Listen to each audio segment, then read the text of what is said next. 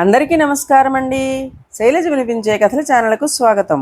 ఈరోజు మనం టి శంభుదాసు గారు రచించిన చేపల బావి అనే కథను విందాం. ఈ కథ ఏప్రిల్ 2012 చందమామలో ప్రచురింపబడింది.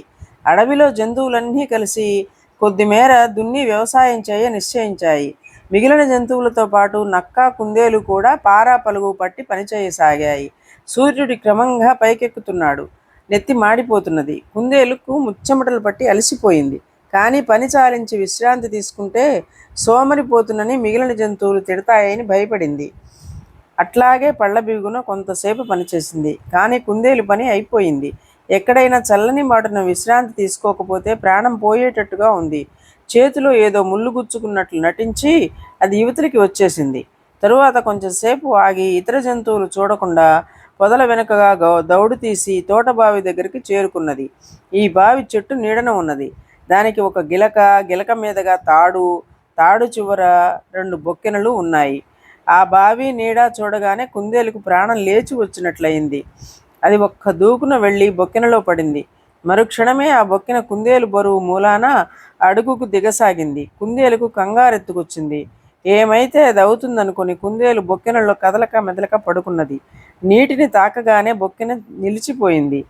కుందేలు కంగారులో అటు ఇటు కొట్టుకున్నట్లయితే మునిగిపోయేదే. కుందేలు మీద నక్క ఒక కన్ను వేసి ఉంచింది. అందుచేత ముళ్ళు విరిగిందని వంకపెట్టి కుందేలు యువతలికి రాగానే నక్క అటు ఇటు చూసి చల్లగా తను కూడా జారుకుని కుందేలు వెనకాలే వచ్చింది. కుందేలు బొక్కెనలో దూకి బావి అడుగుకు వెళ్ళిపోవటం నక్క అంత దూరం నుంచి చూసింది. ఈ కుందేలు ఏదో ఉపయోగం లేనిదే ఈ బావిలోకి దిగి ఇంతసేపు కూర్చోదు.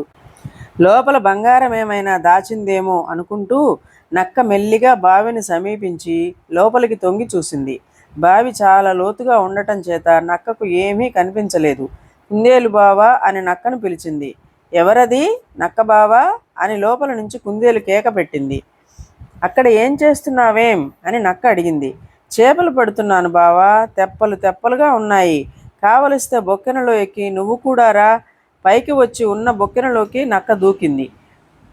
కుందేలు కన్నా నక్క బరువు కావడం చేత నక్క ఎక్కిన బొక్కెన కిందకి దిగి కుందేలు ఎక్కిన బొక్కెన పైకి రాసాగింది. మధ్యదారిలో 2 బొక్కెనలు ఒకదాన్ని ఒకటి దాటేటప్పుడు కుందేలు నువ్వు చేపలు పడుతూ ఉండు బావా, నేను ఇప్పుడే వస్తాను అన్నది. త్వరలోనే కుందేలు పైకి వచ్చి బయటికి దూకి ఇంటి దారి పట్టింది.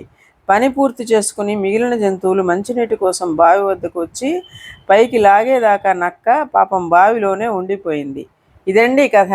ఈ కథ మీకు నచ్చినట్లయితే లైక్ చేయండి, షేర్ చేయండి, కామెంట్ చేయండి, సబ్స్క్రైబ్ చేసుకొని నన్ను ఎంకరేజ్ చేయండి.